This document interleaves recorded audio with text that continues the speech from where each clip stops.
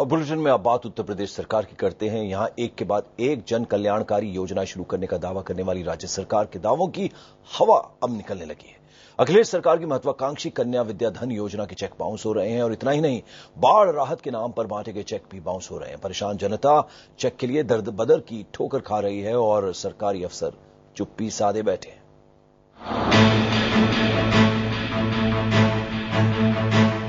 UP की सत्ता पाने के लिए समाजवादी पार्टी ने अपने घोषणा पत्र में कई लोक लुभावन वादे किए थे। इन्हीं में से एक है कन्या विद्या धन योजना, जिसके तहत अखिलेश सरकार ने 12वीं पास करने वाली छात्राओं को 30,000 रुपए देने का ऐलान किया था। यूपी बोर्ड के नतीजे आने के बाद मुख्यमंत्री अखिलेश यादव ने जगह जगह कन्या विद्या धन के चेक भी बांटे, लेकिन महीनों बीत जाने के बाद भी वो चेक कैश नहीं हो पाए हैं। गोरखपुर, सिद्धार्थनगर, महाराजगंज, कुशीनगर और देवरिया जैसे जिलों में हजारों छात्राओं के चेक बाउंस हो गए हैं। कन्या विद्या धन का चेक मिला था खेमादेवी में, ये पास में ही जमा किए थे सेंट्रल बैंक में, लेकिन वो सब डेट पे एक्सपायर हो गया शायद, लेकिन चला गया सब। फिर किसकी कमी से हुआ सर? कन्या विद्या धन के लिए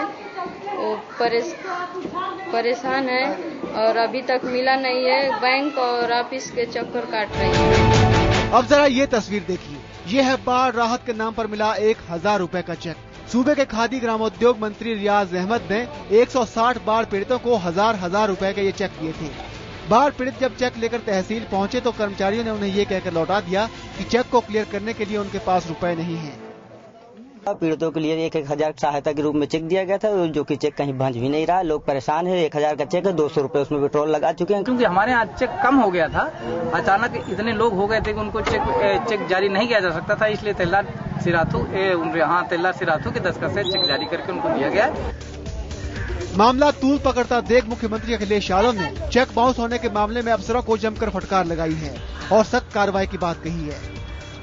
मंडल में कन्या विद्या धन के 200 चेक बाउंस हो गए हैं, उस पर क्या? उनके खिलाफ कार्रवाई होगी जहां ऐसी बात आई है। कारण पता करेंगे, जानकारी कि आखिरकार क्यों हुआ ऐसा।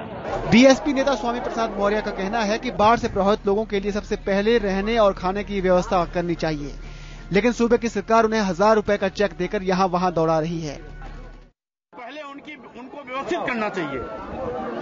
तत्काल भोजन, पानी, दवा और रहन सहन की व्यवस्था करनी चाहिए। आखिर इस बदइंतजामी का दोषी कौन है? राज्य सरकार अफसरों पर ठीकरा फोड़ रही है और अफसर सरकारी कार्रवाई के डर से चुप हैं। आम इंसान इन दो पार्टों के बीच पिसने को मजबूर है।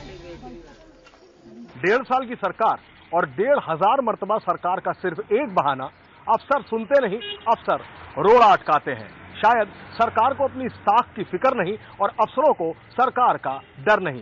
ये मामला सिर्फ चेकों के बाउंस होने का नहीं है, बल्कि इन चेकों के बहाने सरकार का इकबाल भी हो गया है बाउंस। मनोज राजन त्रिपाठी, लखनऊ, IBN 7।